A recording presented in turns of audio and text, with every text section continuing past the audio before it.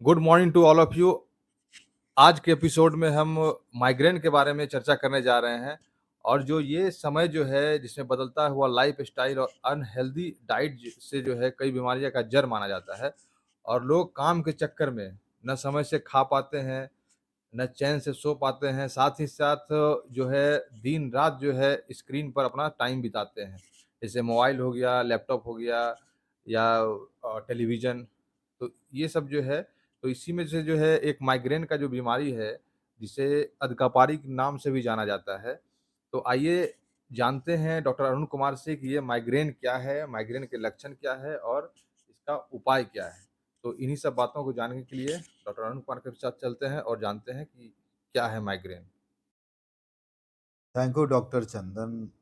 जैसा कि आपने बताया अपने दर्शकों को, ये आधकपारी या शरीर के पार्टिकुलरली जो सेंसरी सिस्टम है और जो हमारा जो शरीर का जो एक पार्ट जो कि न्यूरल सिस्टम से कंट्रोल होता है, न्यूरॉन से कंट्रोल होता है, उस विधा के डॉक्टर जिसे हम लोग न्यूरोलॉजिस्ट भी बोलते हैं, अक्सर हाँ उनके पास पेशेंट बोलते हैं कि मुझे सिर में दर्द हो रहा है और ये दर्द सूरज की जब किरण पड़ती है उस समय बढ़ जाता है और उससे आँख में चमक होता है, जो सिंपल लाइट है वो चमकने लगता है, जो आवाज़ है वो असहनीय हो जाता है। फोनोफोबिया जिसे बोलते हैं, लाइट वाले को फोटोफोबिया बोलते हैं, चमकना, आँखों से पानी गिरना, वाटरिंग ऑफ द आइज।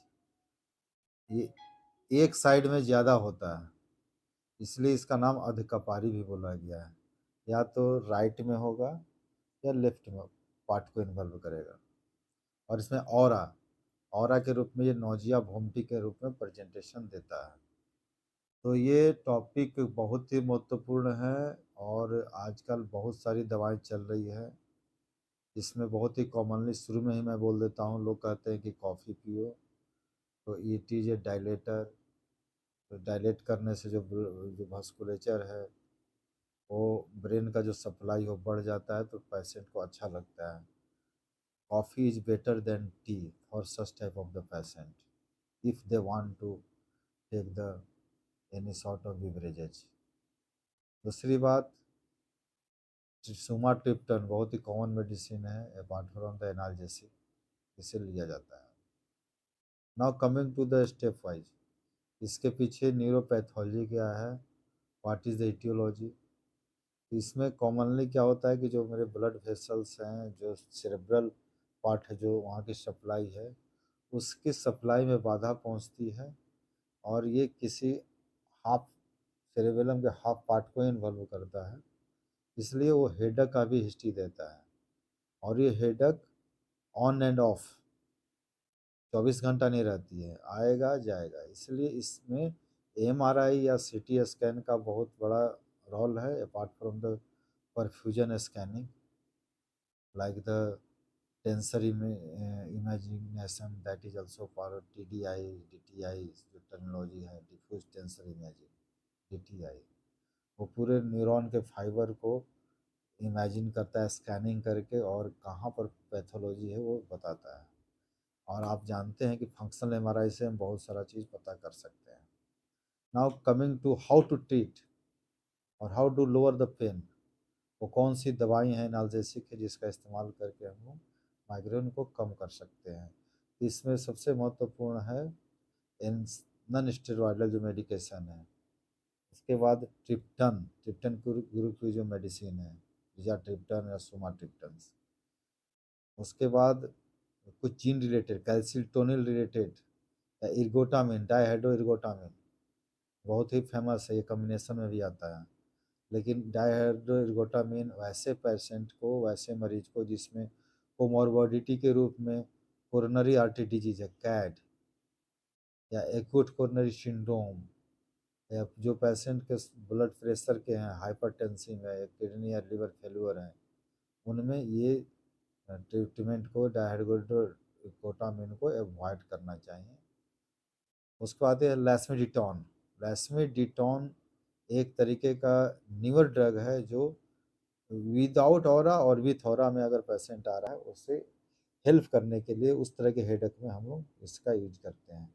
हाँ, इसकी साइड इफ़ेक्ट डिजीनेस हो सकती है, इसलिए ऐसे मरीज़ जिनका कि लाइफ़स्टाइल बाइक चलाना हो, ड्राइविंग करना हो या दौड़-धूप का है, उस तरह के केस में चूँकि डिजीनेस साइड इफ़ेक्ट के रूप में होता है, या वैसे व्यक्ति जो मशीनरी को हैंडल कर रहे हैं, किसी फैक्ट्री में काम कर रहे हैं, अगर फेंटिंग अटैक आ गया, डिजीनेस आ गया तो ये जानलेवा साबित हो सकता है। एक दूसरा ग्रुप है oral calcitonin gene related peptide antagonist, जिसे कॉमनली जीपैंट बोलते हैं, जीफैंट।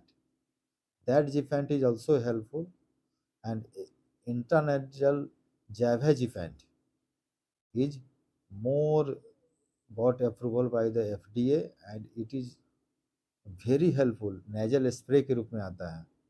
आजकल माइग्रेन इतना ज़्यादा कॉमन होते जा रहा है, समाज में इतना घातक होते जा रहा है, पश्चिमी देशों में खास करके स्प्रे आ चुका है। स्प्रे आप लगाइए जावेजीफेंट का और तत्काल 10 से 15 मिनट में आपको माइग्रेन का जो हेडेक है, उस तरह के हेडेक को कंट्रोल कर सकता है। अपार्ट फ्रॉम दैट कुछ लोग हैं जिनको कि ये सब दवा सूट नहीं करता है, एनाल्जेसिक सूट नहीं करता है, सुमाट्रिप्टन ट्रिप्टन ग्रुप नहीं सूट करता है, लैसमिडेटन नहीं सूट करता है, वो लोग ओपियाइड मेडिकेशन जो एज ओल्ड पुराने ज़माने से चला आ रहा है ओपियाइड मेडिकेशन वो यूज कर सकते हैं। बट क्योंकि ये एडिक्टिव होता है, समाज में कई लोग इसके एडिक्शन का शिकार हो सकते हैं, एक समस्या को दूर करने के चक्कर में दूसरी समस्या आ सकती है। सो ये उतना पॉपुलर नहीं है मार्केट में, इवन देन हम लोग यूज कर सकते हैं। क्योंकि हमने ये बताया कि माइग्रेन नोजिया और वोमिटिंग के रूम में प्रेजेंट करता है, इसलिए एंटी नोजिया ड्रग जो है तो बहुत ही कॉमन ड्रग थे anti nausea drug, chlorpromazine, metoclopramide, prochlorperazine. इन दवाओं को हम as a supportive, as a pain medication के साथ यूज कर सकते हैं और ये काफ़ी हद तक जो उसके अपार्ट फ्रॉम द हेडेक जो अदर सिम्टम्स हैं उसको बहुत ही तरीके से, जो एसोसिएटेड फीचर हैं उसको बहुत ही तरीका से कम करता है और पेशेंट को काफ़ी रिलीफ होता है। क्योंकि अधकपारी में पेशेंट को एक तो स्ट्रेस होता है, तनाव होता है और समाज में उसकी ऐसी स्थिति हो जाती है कि वो काफ़ी बेचैन, उसकी ये देखा गया है कि वो कभी-कभी अपने काम पर नहीं जा पाता है, जो डेली एक्टिविटी है वो काफ़ी प्रभावित होने लगती है। तो इस तरह की चीज़ों को देखना है। Apart from that preventive medication, अगर कुछ लोग को लगता है कि मुझे ये अटैक आ सकता है, जो ससेप्टेबल पर्सन है, जो पर इसके चपेटे में आ सकते हैं, वो एज ए प्रिवेंटिव मेडिकेशन भी ले सकते हैं, जिसके लिए कुछ खास दवाएं बनी हुई हैं। जिसमें एक बीटा ब्लॉकर जो प्रोप्रानोलोल है, बहुत ही अच्छा मेडिकेशन है, मेटोप्रोलोल कैल्शियम चैनल ब्लॉकर, ये ब्लड प्रेशर को कम करने की दवा है, लेकिन ये देखा गया है कि माइग्रेन पेशेंट में बहुत हद तक अच्छा साबित हुआ है, कारगर साबित हुआ है। अपार्ट फ्रॉम दैट हम एंटी डिप्रेसेंट ले सकते हैं, ट्राइसाइक्लिक मेडिकेशन लाइक द एमिट्रिप्टिलिन, वो बहुत ही कारगर साबित है माइग्रेन को कम करने में। एंटी सीजर ड्रग ले सकते हैं लाइक द वालोप्रोएट और topiramate, that is also very useful. Botox injection जो कि बहुत ही कॉमन है, that is also helpful for the migraine. Botox चूँकि बहुत सारे न्यूरोलॉजिस्ट इसको पेन रिलीफ में भी यूज करते हैं, वो एक्यूट पेन में ये सिंपैथेटिक सिस्टम पर काम करता है, जो स्पाइनल कॉर्ड के हॉर्न्स हैं वहाँ पर ये एक्ट करता है, तो बहुत ही महंगा भी होता है ये। इसके अलावा मोनोक्लोनल एंटीबॉडी जो जीन रिलेटेड पेप्टाइड्स हैं, इसे हम ले सकते हैं, जो मार्केट में नुमाब या जुमाब लाइक द एरेनुमाब, फेमानिजुमाब, जो इस तरह के जो ये हैं मेडिकेशन है, जो यू कैन से दवाई हैं, उसको आप यूज कर सकते हैं। और बहुत हद तक मैंने देखा है कि जो रेजिस्टेंट पेशेंट है, ओटोजिफेंट और रिमेजिफेंट, जीफेंट, बेसिकली इस तरह की दवाओं को आप लेकर बाकी जो ट्रेडिशनल दवा है वो तो ट्राई करेंगे ही करेंगे, लेकिन अगर जो ट्रेडिशनल दवा से ठीक नहीं हो पाते हैं, लाइक द जैसे मैंने शुरू में ही बताया, जो नॉन स्टेरॉयडल मेडिकेशंस हैं, जो सब प्रिवेंटिव मेडिकेशन है, उस तरह की दवाओं का अगर असर नहीं पड़ता है तो इस तरह की जो नए तरह की दवाई हैं, apart from the life style modification, home remedies, बहुत सारे चीज़ें जो कि हो सकती है, जैसे अब रिलैक्सेशन टेक्निक, जैसा मैंने पहले ही बताया कि इसमें पेशेंट काफ़ी घबरा जाता है, उसकी लाइफ एक्टिविटी काफ़ी प्रभावित हो जाती है, पेशेंट काफ़ी anxious होता है। माइग्रेन तो एक चीज़ हुआ, दूसरा वो उसकी लाइफ स्टाइल को इन्वॉल्व करने लगता है, एग्रेसिव होने लगता है। एंटीसाइकोटिक का हम यूज कर सकते हैं, होम मेडिकेशन यूज कर सकते हैं, पानी ज़्यादा से ज़्यादा पिलाने की ज़रूरत है। जो आपको मेंटेन करना, एक डायरी मेंटेन किया जाता है, एक खैर लंबा टॉपिक है ये। एक्सरसाइज करिए, फिजिकल एक्सरसाइज से बहुत हद तक हो सकता है। बहुत लोग एक्यूपंक्चर की भी बात करते हैं, बायो फीडबैक या cognitive behaviour therapy, CBT, herbals, vitamins, minerals, इस तरह की बहुत सारी चीज़ें हैं जिसका पेशेंट अगर यूज करता है तो बहुत हद तक अपने समस्याओं को कंट्रोल कर सकता है। और मुझे ऐसा प्रतीत होता है कि जो एंटीसाइकोटिक है, जो टिप्टन्स है, एंटी टिप्टन्स है, स्टिमुलेंट है, नर्व पेन मेडिकेशन जो नर्व को कंट्रोल कर सकता है, neurotoxins, dietary supplement, omega fatty acid, बहुत सारी चीज़ें हैं जिसको कि आप यूज करके एक बार चांस ले सकते हैं, एंड हो सकता है कि वो आप में, क्योंकि पेशेंट से पेशेंट वैरी करता है, प्रत्येक पेशेंट का neurological structure, anatomical structure different होता है, मोलिकुलर बेसिस अलग होता है। So on that basis, on that electronic level, if you try the combination of therapy, then it will act, and it is really going to help. Apart from than comorbidity के रूप में present हो सकता है।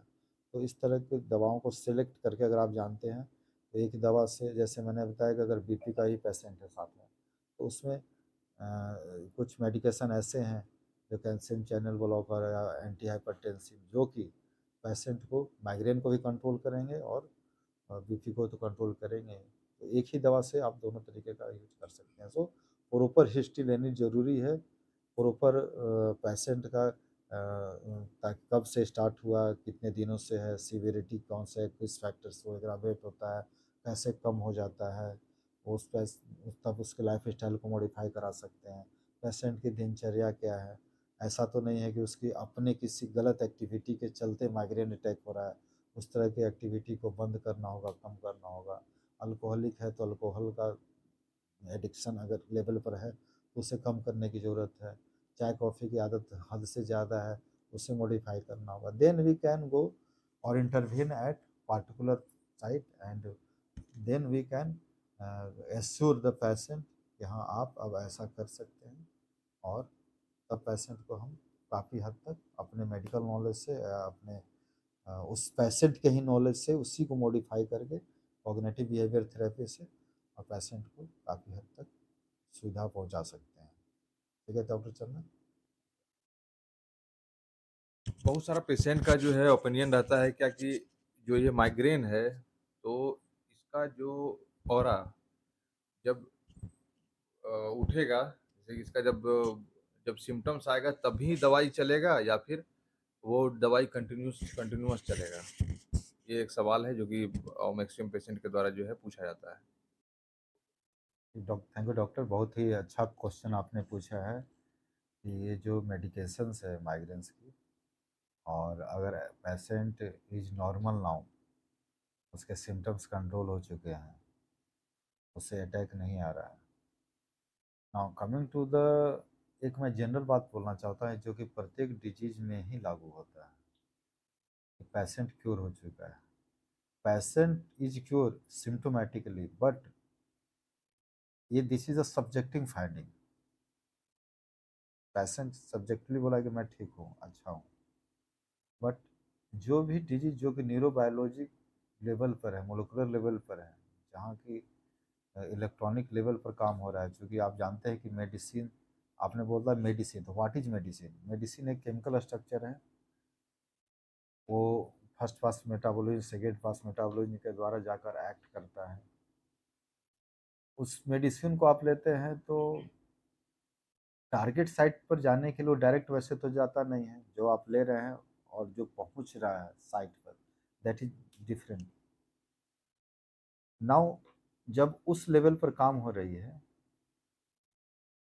Patient का symptom ठीक है, अब मुझे फोटोफोबिया नहीं हो रही है, ओके, मुझे आँसू नहीं गिर रहा है, मुझे हेडेक नहीं हो रहा है। दवा तो वहाँ एक्ट किया है मॉलिक्यूलर लेवल पर, तो आप ये बोल देते हैं कि अब मुझे, पेशेंट बोलता है कि कुछ नहीं हो रहा है।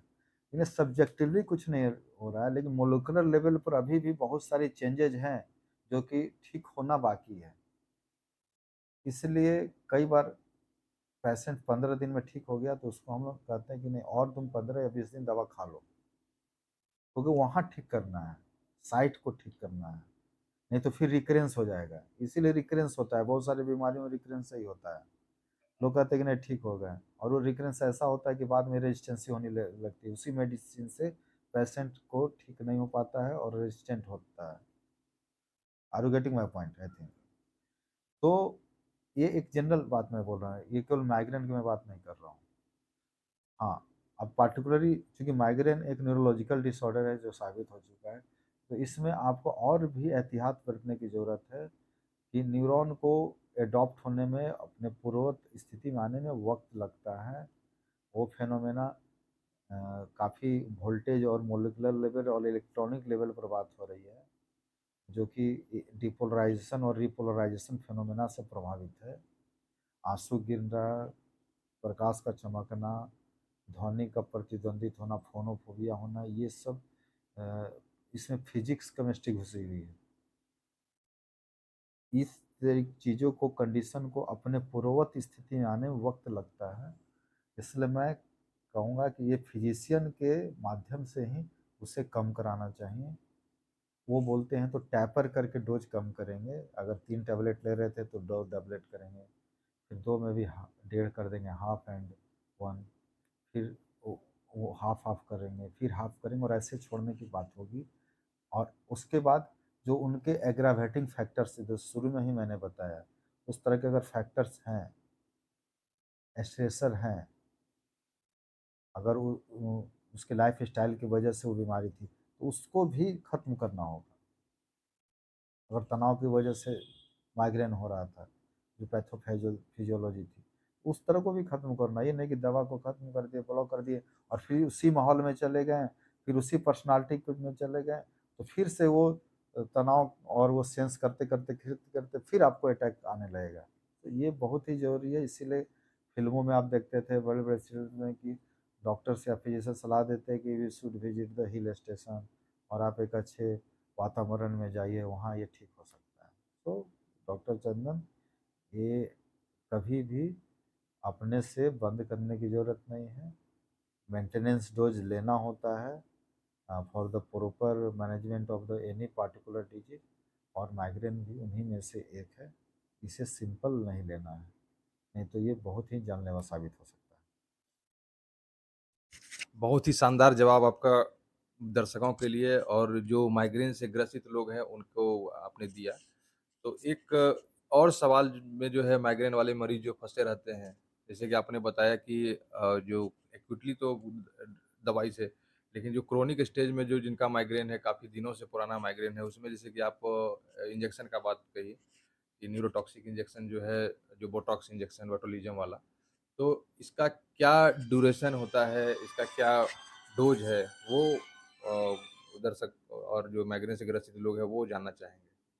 तो थैंक यू डॉक्टर चंदन। ये जो बोटॉक्स वायल की बात की, इंजेक्शन की बात की, जो इंट्रामस्कुलरली दी जाती है, और ये बोटुलिनम टॉक्सिन्स जो है, वो toxin A and toxin B, उससे डिराइव्ड है। ये बहुत दिनों से, शुरू से न्यूरोलॉजिस्ट ये यूज करते हैं, और ये इसका इंजेक्शन साइट जहाँ पर इनको दर्द है, स्पाज़्म है, उस तरह के कंडीशन में, और ये काफ़ी हेल्थ, जो एक्सपीरियंस हेल्थ केयर प्रोफेशनल्स हैं, उनके हाथों द्वारा यूज होता है। ये सिंपल नहीं है, क्योंकि बहुत सारी चीज़ों को देख कर ध्यान से, अगर अगल बगल में हो सकता है, इसकी प्रॉपर साइट्स है, इसमें देखना पड़ता है कि कहीं ये आर्टरी वगैरह में ना चला जाए, इसे इंजेक्टली इंटरडर्मल दिया जाता है, स्किन प्रॉब्लम के लिए दिया जाता था। एक्सेसिव अगर स्वेटिंग हो रही है किसी को बहुत सारा, उसके लिए दी जाती थी, सलाइवेशन के लिए दिया जाता था। लेकिन हाल के दिनों में देखा गया है कि ये माइग्रेन में भी काफ़ी अच्छा काम कर रहा है। तो जैसा आपने बोला, मैं यही कहूँगा कि इसे जो मॉर्निंग इवनिंग का बीडी भी डोज है, आईवी देना है, और ये टॉक्सिन रिलेटेड है।